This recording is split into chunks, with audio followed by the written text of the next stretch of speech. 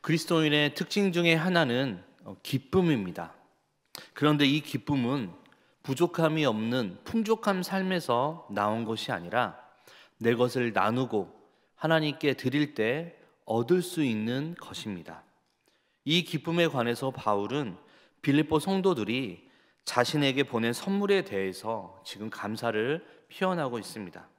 또한 바울 자신이 물질적인 필요에 대해서 어떤 태도를 가지고 있고 빌립보 교회가 어떻게 도움이 되었는지를 언급하며 오늘 빌립보서 마지막을 지금 문안 인사로 마무리하고 있습니다. 그래서 오늘은 빌립보서 마지막 시간으로 4장 14에서 23절까지 크게 세 가지를 함께 살펴보겠습니다. 첫 번째는 나눔으로 복음에 동참하는 기쁨입니다. 빌립보는 사도 바울이 소아시아를 떠나서 그리스 지역에서 처음으로 복음을 전한 곳이었습니다. 이곳에서 바울은 특별한 기적을 체험합니다. 귀신 들려 점치는 여자아이의 귀신을 내쫓고 그 일로 고발을 당해 감옥에 갇혀 매를 맞고 감옥에 지금 묶여 있는 상황입니다. 그런데 하나님의 능력이 나타나면서 쇠사슬이 풀어지고 옥문이 열렸습니다. 이것을 본 간수는 자결하려고 합니다.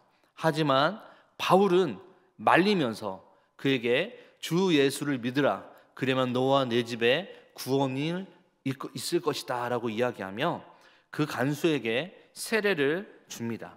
그리고 간수는 예수님을 믿게 됩니다. 이렇게 놀라운 사건이 일어난 빌립보 교회는 바울에 대해서 아주 특별한 애정과 관심을 가지고 있었습니다. 그래서인지 빌립보 교회는 그 누가 시키지도 않았는데 바울의 복음 사역에 앞장서서 선교비를 보냈습니다. 사도 바울은 이것이야말로 빌립보 교회가 바울의 선교 사역에 동참하는 것이고 특히 자신의 괴로움에 참여하는 것이다 라고 이야기를 합니다.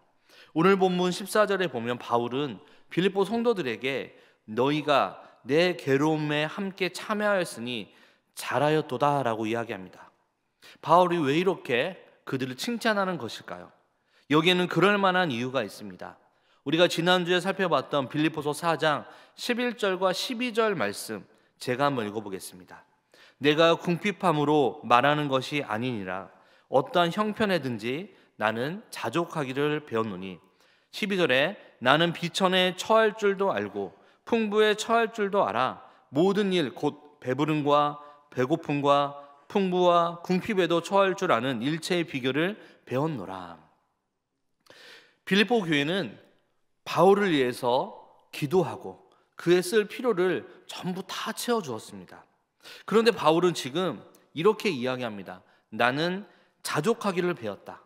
나는 비천에 처할 줄도 알고 나는 풍부에 처할 줄도 안다. 나는 풍부와 궁핍에도 처할 수 있는 일체의 비결을 배웠다라고 이야기하니 자신들이 기껏 바울을 위해 쓸 것을 준비해 준, 보내준 빌립보 성도들 입장에서는 이 글이 머쓱해질 수 있는 그런 상황입니다. 바울의 이 같은 말은 뭐하라고 보냈냐? 안 보내도 되는데 나는 자족할 수도 있고 나는 빈궁에 잘도 처하는데 이런 말로 들릴 수 있다는 것이죠. 그래서 빌립보 성도들이 이 편지를 받고 섭섭할 수도 있는 거예요. 우리가 괜히 보냈다. 좋은 일하고 괜히 싫은 소리를 듣고 있다. 이런 생각할 수 있는 거죠. 그래서 바울은 혹시 빌립보 성도들이 오해하지 않도록 하기 위해 너희가 내 괴로움에 참여한 것은 잘한 것이다 라고 지금 칭찬하고 있는 것입니다.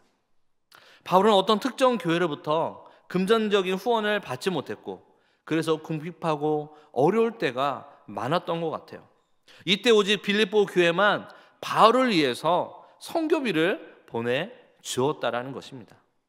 바울은 이방인들에게 복음을 전하면서 많은 괴로움을 받아야만 했습니다. 바울은 여러 낯선 땅을 돌아다니면서 사람들로부터 미움받고 배척당하기도 했습니다. 특별히 유대인들의 집요한 반대도 있었습니다. 여러 문제들 중에서 늘 바울의 마음을 무겁게 한 것은 바로 긍정적인 문제였다는 것이죠. 그런데 여기 괴로움이란 말의 뜻은 짓누름, 환난이라는 뜻을 가지고 있습니다. 그리고 함께 참여했다 하는 말은 바울이 당하고 환난을 못 본 채 한 게 아니라 그 환난에 동참했다, 참여했다라는 뜻입니다. 구체적으로 바울을 위해 기도하며 에바브로디도를 보내어서 위로하고 또 필요한 물품을 함께 보낸 것을 말하는 것이죠. 빌립보 교회는 바울이 복음을 전하는데 선교 사역을 하는 데 있어서 기도할 뿐만 아니라 물질과 동역자를 보냄으로 함께 그 사역에 지금 참여하고 있는 겁니다. 이처럼 복음 전하는 자를 위해, 특히 복음을 인하여 환난 당하는 자를 위해서 기도로 동참하며 선교 헌금과 그들의 필요를 돕는 것은 참으로 귀하고 참으로 아름답고 하나님을 기쁘시게 하는 일이라는 것이죠. 15절에 보니까 빌립보 사람들아 너희도 알거니와 복음의 시초에 내가 마게도나를 떠날 때 주고받는 내 일에 참여한 교회가 너희 외에 아무도 없었느니라 라고 이야기합니다. 바울은 빌립보 성도들이 전에 행한 선행을 말하면서 그들을 칭찬합니다. 바울이 마게도나를 떠날 때는요, 복음의 시초였습니다. 그는 이때 자신의 본격적인 이방인 사역의 초기로 생각하고 있었습니다. 처음에는 할 수 있는 대로 유대인들에게 복음을 전하고 싶었어요. 하지만 유대인들은 오히려 복음을 거부하고 그를 핍박했습니다. 반면 이방인들은 복음을 전할 때마다 놀랍고 뜨거운 분위기가 있었던 거예요. 그래서 그는 유대인보다 이방인들에게 복음을 전하야겠다라는 그런 마음을 가지게 된 것이죠. 바울이 본격적으로 이방인들 대상으로 복음을 전하자 그때부터 바울에 대한 지원 역시 끊어지게 됩니다. 유대인들은 복음이 이방인에게 전하는 것을 싫어했다는 것이죠. 그들은 혐오했습니다. 그래서 바울은 어쩔 수 없이 천막 짓는 일을 하면서 자비랑으로 지금 복음을 전하게 되었습니다. 다른 교회는 아무도 도와주지 않았습니다. 하지만 오직 빌립보 교회만 모른 채 하지 않고 이 일에 동참했다는 것이죠. 그래서 바울은 이것을 기억하고 감사를 표현하는 겁니다. 이것을 보면 빌립보 교회가 진정으로 바울을 생각하고 있고 바울의 복음 전파 사역에 함께 참여한, 함께 동참한 교회라는 것을 우리는 알 수가 있습니다. 바울이 개척한 교회들이 많이 있었습니다. 그들은 하지만 바울의 사역에 동참하지는 않았습니다.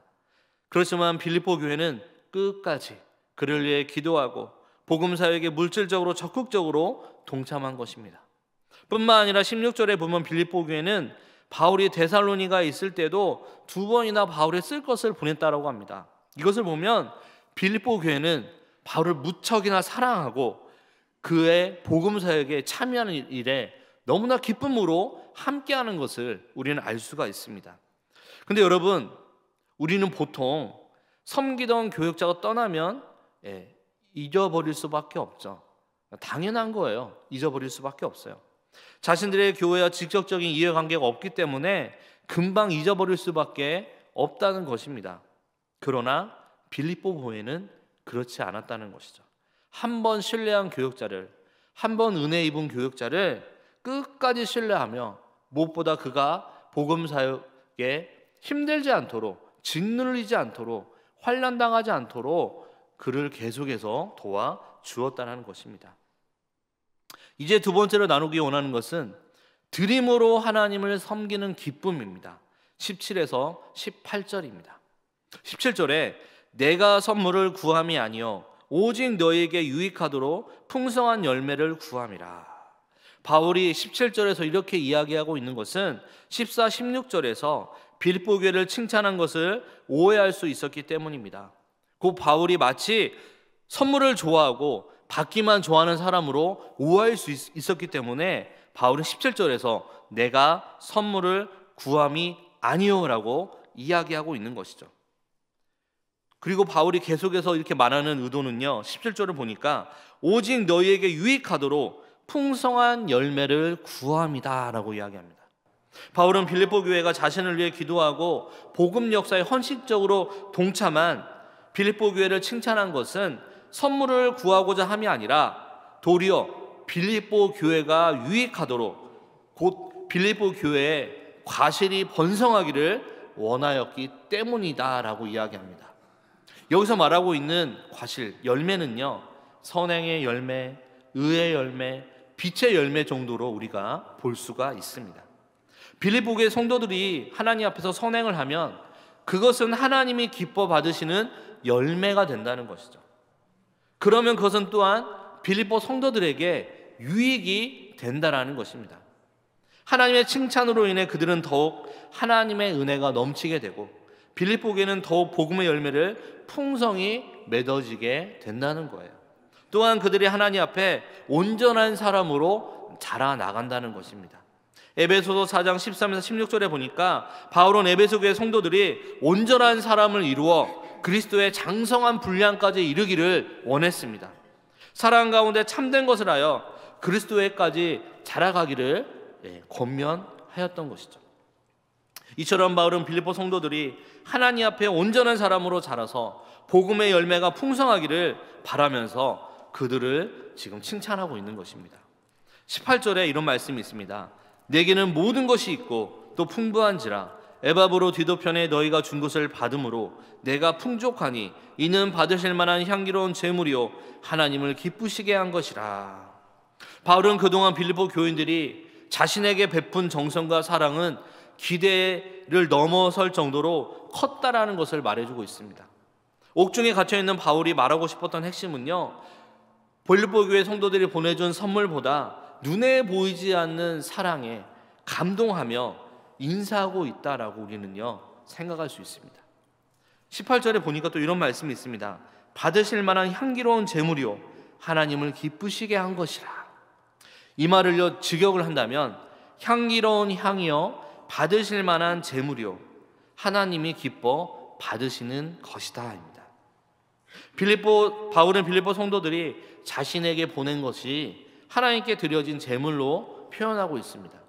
그들이 바울에게 보낸 선물은 인간적인 차원에서 주어진 선물이 아니라 하나님께 헌신하는 마음과 하나님 나라의 복음 사역을 위해서 자신에게 보낸 것임을 강조하기 위해 제물이라는 단어로 사용하고 있는 거예요. 이 제물이라는 용어는요 하나님께 드려지는 많은 동물 제물과 비둘기 제물, 곡식 등을 가리키는 구약 성경에 자주 등장하는 용어입니다. 이 표현은 구약의 제물을 염두에 두고 지금 말하고 있는 것입니다. 구약 시대에는요 소나 양이나 염소와 같은 제물을 하나님께 드렸지만 신약 시대에는 그렇지 않습니다. 예수님께서 자기 자신을 제물로 하나님께 드렸기 때문입니다. 그래서 우리는 하나님께 예배드리러 올 때 번거롭게 소나 양이나 염소나 가지고 올 필요가 없다는 거예요. 왜요? 예수님께서 자기 자신을 제물로 하나님께 드렸기 때문에. 그래서 우리 성도들은 또한 우리 자신을 하나님이 기뻐하시는 거룩한 산 제물로 드려야 된다는 것입니다. 우리가 행하는 선행이 하나님이 기뻐하시는 향기로운 제물이 되기 때문이라는 것이죠. 따라서 우리는 먼저 자기 자신을 주께 드리고 선한 일에 힘을 써야 한다는 것입니다. 우리가 주와 복음을 위해 기도하고 성교 헌금함으로 헌신하는 이 모든 일은 하나님이 기뻐 받으시는 향기로운 제물이 된다는 것입니다. 마지막 세 번째는 주 안에서 풍성히 채워지는 기쁨입니다. 19에서 23절까지입니다. 오늘 보면 19절에 보니까 나의 하나님이 그리스도 예수 안에서 영광 가운데 그 풍성한 대로 너희 모든 쓸 것을 채우신다라고 합니다. 여러분, 하나님은요 우리의 쓸 것을 채우시되 부족하지 않게 풍성하게 채우신다라고 오늘 본문에서 이야기하고 있습니다. 하나님은 우리가 구하는 것에 인색하신 분이 아니세요. 풍성하게 주시고 후하게 주시고 넘치도록 주는 분이십니다. 그래서 로마서 8장 32절 이런 말씀이 있습니다. 로마서 8장 32절입니다. 자기 아들을 아끼지 아니하시고 우리 모든 사람을 위하여 내주신 이가 어찌 그 아들과 함께 모든 것을 우리에게 주시지 아니하겠느냐. 아들을 주신 분이 어찌 다른 것을 주지 않겠느냐는 말입니다. 독생자 예수 그리스도를 우리에게 내어주신 하나님께서 우리에게 무엇을 아끼시겠습니까? 하나님은 우리에게 풍성하도록 넘치도록 많은 것을 주시는 분이십니다. 마태복음 7장 11절에 이런 말씀이 또 있습니다. 너희가 악한 자라도 좋은 것으로 자식에게 줄 알거든 하물며 하늘에 계신 너희 아버지께 구하는 자에게 좋은 것으로 주시지 않겠느냐.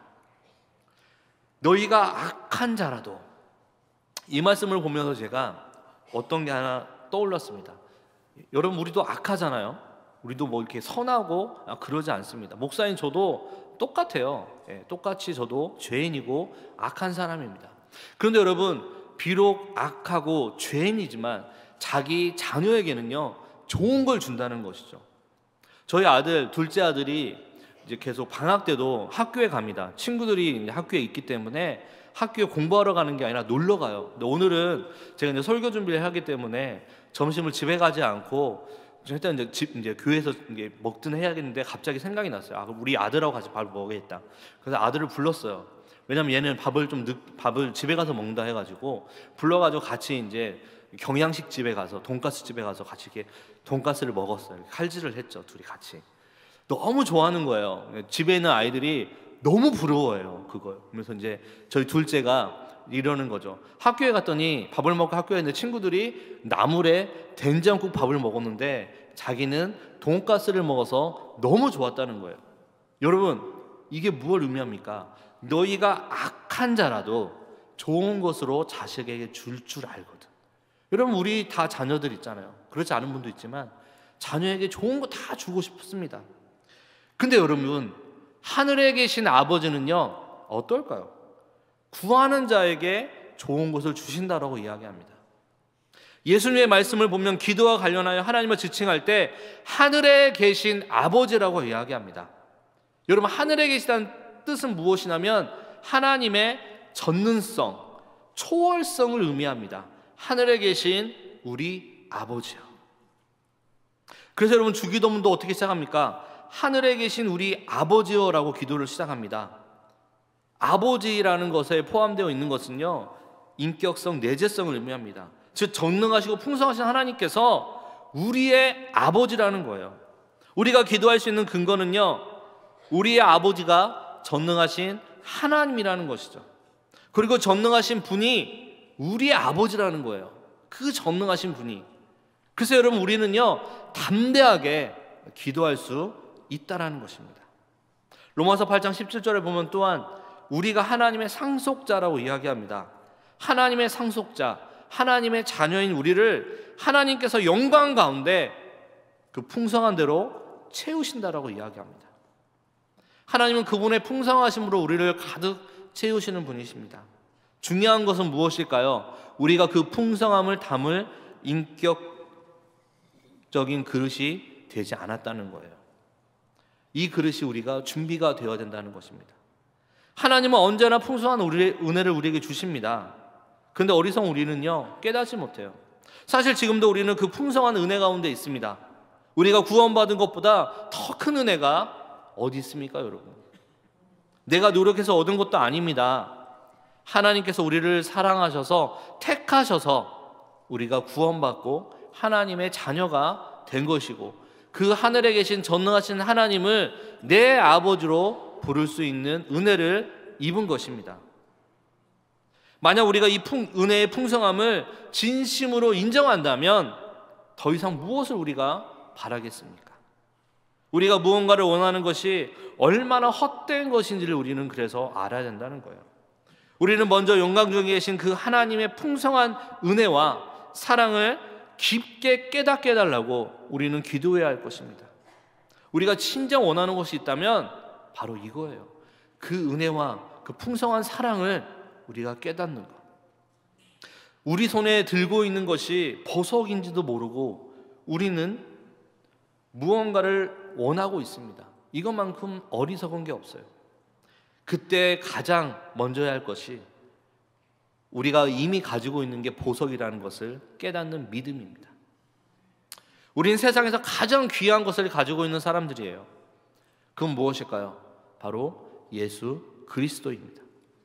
우리가 그분의 가치를 알 때 지금 내 가운데 넘치는 하나님의 풍성한 은혜를 깨달을 수 있다는 것입니다. 그래서 여러분, 우리는요 기도해야 된다는 것이죠. 우리 하나님은 풍성한 하나님이세요. 결핍의 하나님이 아니시라는 것을 여러분 기억하시기 바랍니다. 그리고 하나님은 풍성히 채워주십니다. 그런데 풍성하게 채워주시되 그리스도 예수 안에서 또한 주신다는 거예요. 이것은 하나님께서 물질을 주실 때 범위 또는 방법을 의미합니다. 그 예수님의 뜻에 맞는 범위 내에서 예수님 때문에 예수님의 이름을 위하여 예수님의 능력으로 채워주신다는 거예요. 이것은 우리가 하나님의 나라를 위하여 복음 전파를 위하여 선한 일을 위해 필요한 물질을 드릴 때 하나님이 채워주신다는 것입니다. 자신의 이익, 자신의 쾌락, 세상적인 목적으로 사용할 때는 하나님의 이 약속은 아무 상관이 없습니다. 그리고 영광 가운데라는 말은 이처럼 풍성하게 채워주는 것이 하나님의 영광 가운데 일어난다는 것입니다. 시편 50편 15절에 보니까 이런 말씀이 있습니다. 환난 날에 나를 부르라. 내가 너를 건지리니 내가 나를 영화롭게 하리로다. 우리가 기도함으로 하나님이 기도를 들어주시면 그것이 하나님을 영화롭게 하는 것이 됩니다. 이와 마찬가지로 하나님께서 그리스도 안에서 우리의 쓸 것을 풍성히 채워주시는 것이 하나님께 영광이 되는 것이고요, 하나님을 영화롭게 한다는 것입니다. 또한 바울은 19절 마지막에 나의 하나님이 채우신다고 했습니다. 너의 하나님이 아니라, 우리의 하나님이 아니라 나의 하나님이 채워주신다라고 이야기하고 있습니다. 이것은요, 자신이 경험한 하나님을 이야기하고 있는 거예요. 자신의 인생 여정에서 늘 채우셨던 그 하나님, 그 신실하신 하나님께서 채워주신다는 것입니다. 그래서 시편 18편 1절과 2절에 이런 말씀이 있습니다. 시편 18편 1절과 2절 말씀, 여러분 이건 한번 우리 같이 한번 따라 읽으면 좋을 것 같아요. 시편 18편 1절과 2절 말씀입니다. 함께 읽겠습니다. 시작. 나의 힘이신 여호와여, 내가 주를 사랑하나이다. 여호와는 나의 반석이시요 나의 요새이시요 나를 건지시는 이시요 나의 하나님이시요 내가 그 안에 피할 나의 바위시요 나의 방패시요 나의 구원의 뿌리시요 나의 산성이시로다. 다윗은요, 자신의 삶 속에서 수많은 원수들의 유혹과 죽음의 위협 앞에서 자신을 지켜주셨던, 그리고 인도해 주셨던 하나님을 지금 이렇게 찬양하고 있는 것입니다. 그래서 하나님이, 다윗은요 어떤 분이냐면 나의 반석이고 나의 요새이시고 나를 건지시고 나의 산성이시고 나의 방패이시고 나의 구원의 뿌리다라고 지금 다윗은 고백하고 있는 것입니다. 여러분, 이 고백은요 책을 통해 얻는 게 아니에요. 이 고백은 다른 사람의 간증이나 설교를 통해 얻는 게 아니에요. 이 고백은 온전히 자신이 경험한 그 고백을 이야기하고 있는 것입니다. 자신이 경험한 하나님, 자신을 인도하신 하나님, 그 하나님을 경험할 때만, 체험할 때만 나의 하나님이라고 고백할 수 있는 것이죠. 바울 역시 확신한 것입니다. 하나님은 자신의 인생에 늘 신실하셨어요. 실수하지 않으시고 그분의 뜻은 완벽하기 때문에 내가 경험한 나의 하나님, 그 나의 하나님께서 너희도 인도해 주실 것이고 너희도 지켜주실 것이고 너희 필요를 다 채워 주실 것이다 라는 것입니다. 그래서 바울은요, 이 하나님을 생각하니까 찬양이 흘러나오지 않을 수 없었습니다. 그래서 오늘 본문 20절에 보니까 하나님 아버지께 영광을 돌리고 있습니다. 여기서 보면 바울은 먼저 하나님이 우리의 아버지가 되심을 말하고 있습니다. 아버지는 자녀된 우리를 사랑하시고 돌보시는 분이십니다. 영광이란 말은 원래 빛남, 찬란함을 의미하는데 이게 하나님께 사용이 된다면 하나님의 위대함, 찬란함, 거룩함을 의미합니다. 하나님은요, 가까이 가지 못할 빛에 거하시고 영광으로 충만하신 분이십니다. 그리고 세세 무궁토라는 말은요, 세대들의 세대에 이르기까지라는 말인데, 여기서 세대라는 말은 시대 또는 세상으로 번역될 수 있습니다. 유대인들은 현세와 내세를 이 세상과 오는 세상으로 불렀습니다. 따라서 세대들의 세대들에 이르기까지는 영원토록 무한이라는 뜻입니다. 그리고 우리말 번역에는 영광을 돌릴지어다 라고 되어 있지만 원래의 뜻은 영광이 있기를 원하노라 라는 의미입니다. 마지막 21절과 23절에 보니까 빌립보서의 끝맺는 말로서 마지막 문안 인사와 축도가 기록되어 있습니다. 바울은요, 빌립보서의 결론부 중 특별히 본문은 빌립보 성도들을 향해 다른 성도들에게 문안할 것을 명하는 내용을 이야기합니다. 바울이 인사하라고 하는 대상을 빌립보 교회 내의 성도들이나 마게도냐 지역 교회로 제한하지 않습니다. 그들 안에서만 제한하는 게 아니에요. 그 대상은 예수 그리스도를 구주로 고백하는 모든 성도라는 것이죠. 예수 그리스도를 믿는 모든 사람들을 향해 문안의 인사를 하라는 것입니다. 거주하는 지역은 경계가 있을지라도 믿음과 영적 교제에 있어서는 경계가 있을 수 없다라는 거예요. 동시에 바울은 자신과 함께 있는 형제들이 그리스도 안에 있는 형제들에게 문안하고 있음을 알고 있습니다. 22절에 또한 모든 성도들이 너에게 문안하되 특히 가이사의 집 사람들 중 몇이니라. 바울은 빌립보 성도들에게 문안하고 있는 사람들 중에 특히 가이사 집에 있는 사람들을 지금 언급하고 있습니다. 가이사 집의 사람 중 몇, 이 사람이 사실 누구인지는 우리는 사실 알 수가 없습니다. 빌립보는 로마의 식민지였기 때문에 로마 정부가 많은 관리들을 그곳에 파견했습니다. 그런 배경으로 인해 가이사 집 사람 중 몇은요, 일찍이 빌립보에서 기독교로 개종하였고 후에 본국으로 돌아갈 수도 있었습니다. 가이사의 집안 사람들, 왕족들, 넓은 의미에서 생각하면 그런 의미를 생각할 수 있는데요. 그러므로 그들은 자신들이 신앙생활을 시작하였고 더불어 신앙생활을 하였던 빌립보에 사는 성도들의 소식이 궁금하여 바울 서신을 통해 격가지로 문안 인사를 했다라고 볼 수 있습니다. 또한 로마에 있는 가이사의 집에 속한 자들 중에 상당수가 로마 제국의 동부 지역에서 왔던 사람들이다라는 해석도 있는데요. 아무튼 중요한 것은 바울이 문안 인사를 전하면서 이들을 언급하고 있는 것을 볼 때 가이사의 집 사람들도 예수님을 믿었다라는 것은 그만큼 복음이 얼마나 힘있게 전파되었는지를 우리는 알 수가 있다는 것입니다. 이들이 구체적으로 누구인지 알 수는 없어요. 하지만 로마의 가이사 집에 속한 사람들로서 복음을 듣고 예수님을 믿는 사람들이 있었다라는 것을 우리는 알 수가 있습니다. 마지막 23절에 주 예수 그리스도의 은혜가 너희 심령에 있을지어다. 바울은요, 빌립보서를요, 은혜로 시작해서 은혜로 마칩니다. 빌립보서 1장 2절에 보면 은혜와 평강이 너에게 있을지어다 라고 시작을 하는데요, 마지막도 은혜로 마무리한다는 것이죠. 바울은요, 또한 나눔과 섬김을 실천한 빌립보 성도들에게 필요한 모든 것을 하나님 풍성히 채우신다라고 지금 확신 있게 이야기하고 있습니다. 성도의 풍성한 삶은 많은 재산을 소유할 때가 아니라 풍성히 채우시는 하나님과 동행할 때 가능합니다. 우리가 진정으로 소유한 것은 눈에 보이는 재물이 아니라 복음의 진보를 위해 하나님과 이웃을 위해 드리며 나누는 것입니다. 예수 안에서 아낌없이 나누고 계속 베풀 때 우리는 날마다 채우신 하나님의 은혜를 맛보고 경험하며 누릴 수 있다는 것입니다. 그러나 우리가 기억해야 할 것은요, 우리의 나눔과 드림 때문에 하나님의 풍성하심이 약속된 것이 아니라는 것입니다. 죄와 허물로 항상 드릴 것보다 받을 것에 집착하고 이웃과 나누기보다 내 자신만 채우려 하며 하나님의 풍성한 기쁨을 느끼기보다 내가 소유하지 않는 것들에 대해서만 슬픔에 빠져 있는 우리에게 예수님께서 친히 구속자가 되어 주셨습니다. 값없이 그의 생명을 우리에게 나눠주셨고요, 아낌없이 생명을 드림으로 죄와 죽음 속에 있는 우리를 건지셨습니다. 그리고 우리에게 영생의 은혜를 채워주셨습니다. 이 예수님을 우리는 생각해야 할 것입니다.